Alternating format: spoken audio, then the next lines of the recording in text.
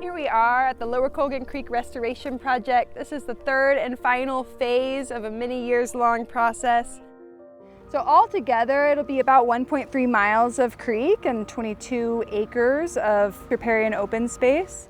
This project was funded by the Urban Streams Restoration Program, and it helps the communities by connecting the communities. So you're connecting the community to an asset it has, which is Colgan Creek. And by doing that, you're creating opportunities for education, recreation, and just sheer enjoyment of a living space in their city. So the Urban Streams Restoration Program has been around since the 1980s, and you can really see the progression not only in the scale of projects like this, phasing them out, doing the planning with the land uses in the area, but also just becoming better with designs that have longevity. This stream, before the restoration occurred, was a channelized stream in concrete. It would flood locally. So by opening it up and allowing it to go on its floodplain, you kind of slow the water down, and the local area here is less prone to flood.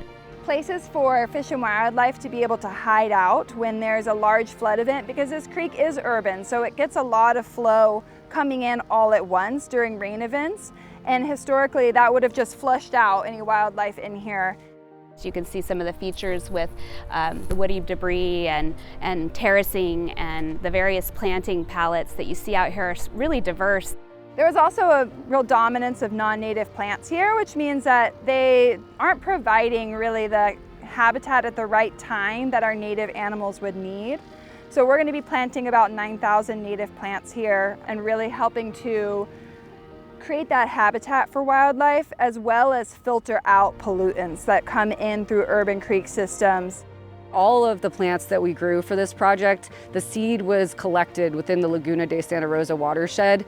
And so it's all going back to its home, where it's genetically and ecologically adapted to survive and thrive. 1, 2, 3, Colgan Creek!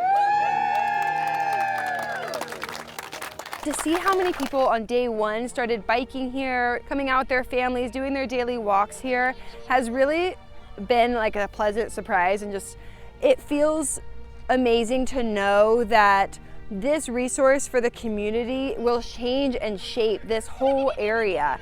You know, it's not just a river restoration project, it's providing flood protection, it's providing active bike routes and areas that people can access the river. California is facing climate change. This will look different in years as it goes along, so it's a really important space that public will have and can move into and still enjoy a day. And that's really big for a lot of communities. I think that the outreach and education component of this was one that we brag about a lot. It had, you know, curriculum developed. The kids were actually out here planting. They were testing water. They're learning about turbidity and gravel size. They're getting their feet wet. The foresight that the city has had to be able to work with partners like DWR on preserving this land and working away at it over the years is really, I think, unusual, and has given me inspiration and hope that all these different state and city departments are really thinking long term, and they're really trying to do the best thing for the community.